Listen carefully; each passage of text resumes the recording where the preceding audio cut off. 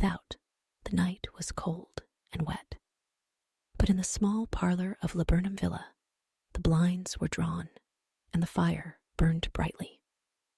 Father and son were at chess, the former, who possessed ideas about the game involving radical changes, putting his king into such sharp and unnecessary perils that it even provoked comment from the white-haired old lady knitting placidly by the fire.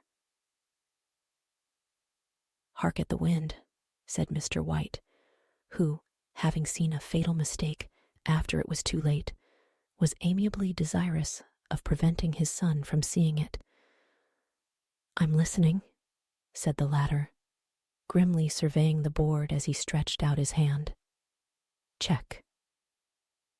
"I should hardly think that he'd come tonight," said his father, with his hand poised over the board. "Mate," replied the son. "That's the worst of living so far out," bawled Mr. White, with sudden and unlooked-for violence. "Of all the beastly, slushy, out-of-the-way places to live in, this is the worst. Pathways a bog, and the roads a torrent. I don't know what people are thinking about. I suppose because only 2 houses in the road are let, they think it doesn't matter." "Never mind, dear," said his wife, soothingly.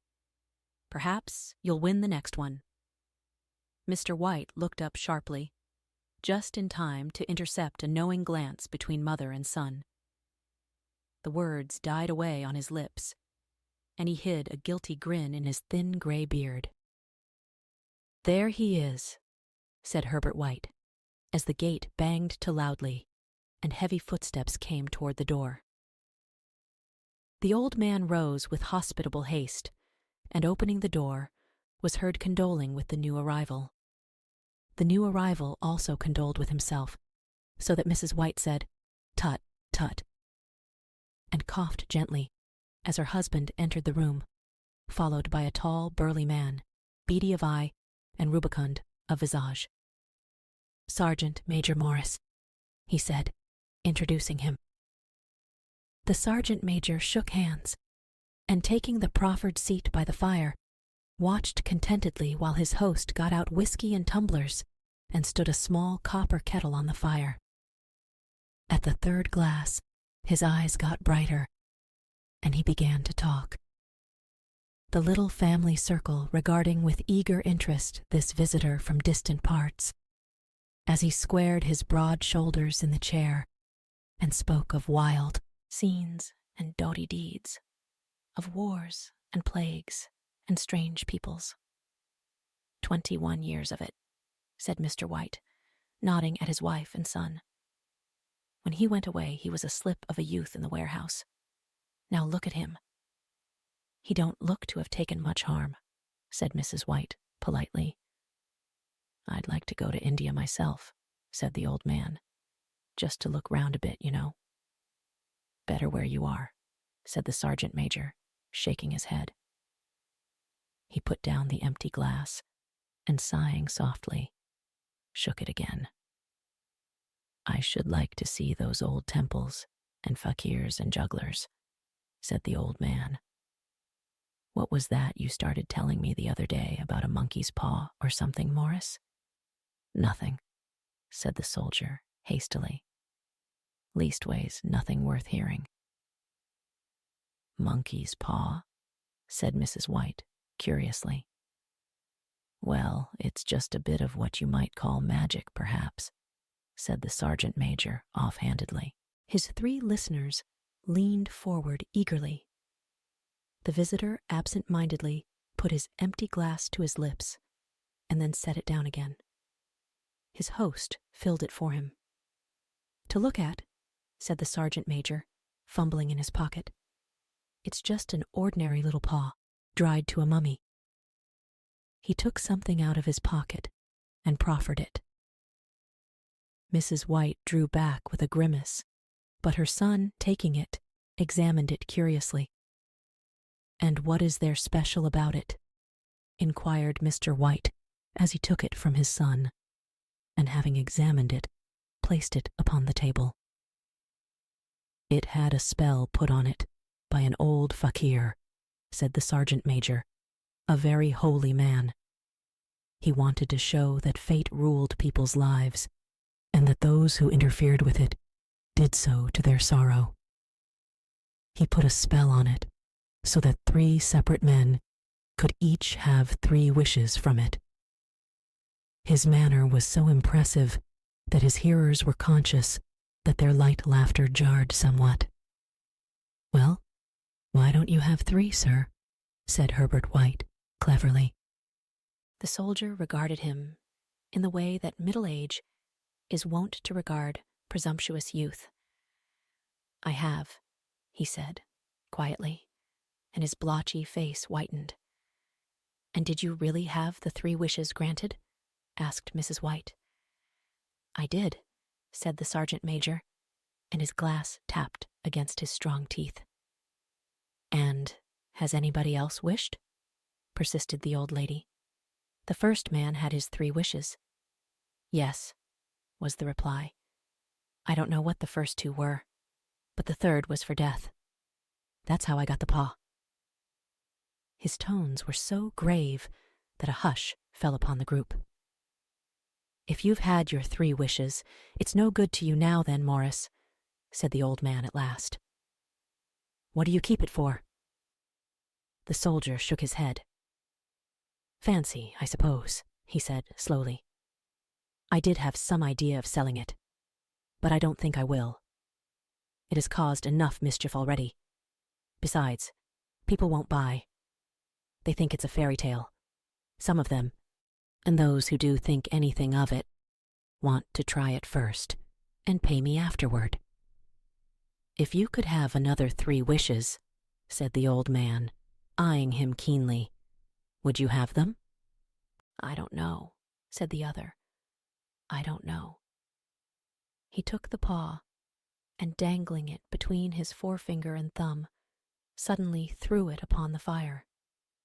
White, with a slight cry, stooped down and snatched it off. "Better let it burn," said the soldier solemnly. "If you don't want it, Morris," said the other, "give it to me." "I won't," said his friend doggedly. "I threw it on the fire. If you keep it, don't blame me for what happens. Pitch it on the fire again like a sensible man." The other shook his head and examined his new possession closely. "How do you do it?" he inquired. "Hold it up in your right hand and wish aloud," said the sergeant major. "But I warn you of the consequences." "Sounds like the Arabian Nights," said Mrs. White, as she rose and began to set the supper.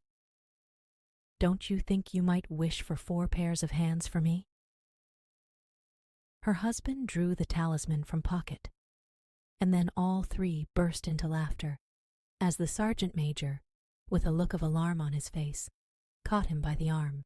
"If you must wish," he said, gruffly, "wish for something sensible."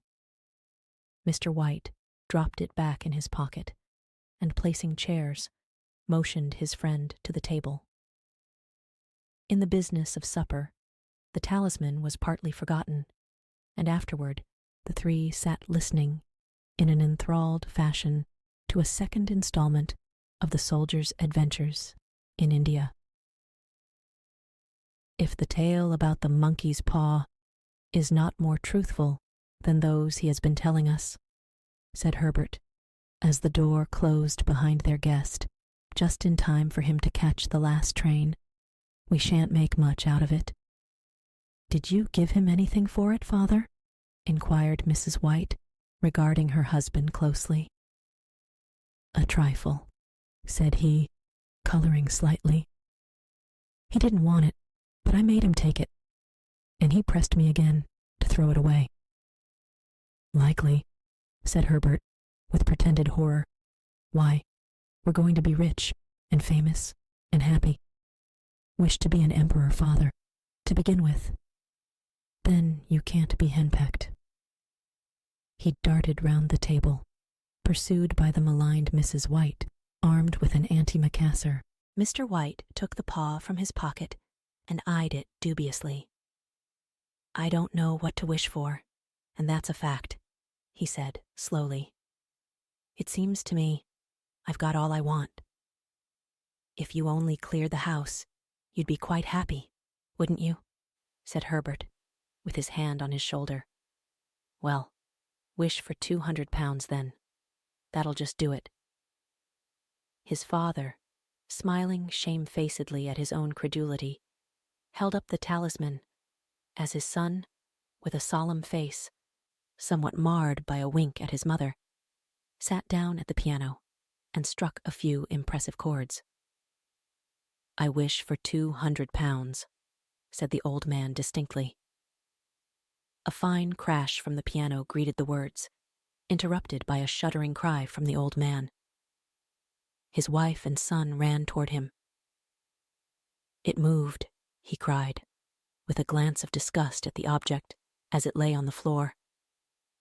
"As I wished, it twisted in my hand like a snake." "Well, I don't see the money," said his son, as he picked it up and placed it on the table, "and I bet I never shall." "It must have been your fancy, father," said his wife, regarding him anxiously. He shook his head. "Never mind, though. There's no harm done, but it gave me a shock all the same." They sat down by the fire again, while the two men finished their pipes. Outside, the wind was higher than ever, and the old man started nervously at the sound of a door banging upstairs. A silence unusual and depressing settled upon all three, which lasted until the old couple rose to retire for the night. "I expect you'll find the cash tied up in a big bag in the middle of your bed," said Herbert as he bade them good night, "and something horrible squatting up on top of the wardrobe, watching you as you pocket your ill-gotten gains." He sat alone in the darkness, gazing at the dying fire and seeing faces in it.